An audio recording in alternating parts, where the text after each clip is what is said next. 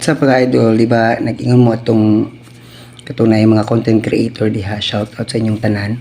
Shout out sa inyong lahat. Anong nagpakalat ng balita na pag aabot ng 1,000k views yung reel mo as of November 10 onward, ay magkakaroon ka ng $6 na income sa 1k views. So, paano ito ngayon? Yung nangyari sa akin, umabot na ng 100k views. So, ilan lahat yung magiging earnings ko? Hindi po ako maniniwala doon hanggat hindi ko na-prove.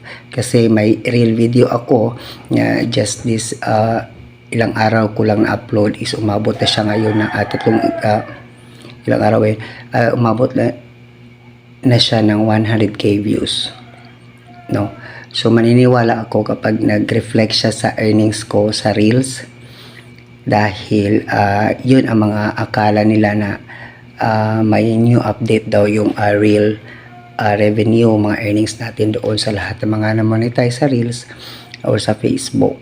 So ngayon, I want you to comment down below kung sino yung naka-prove doon, kasi ako hindi po ako nakatanggap na notification pero may nakita din akong isang content creator na hindi daw totoo yun. Pero maniniwala lang ako pag mag-reflect siya sa earnings ko. Magandang gabi po sa lahat.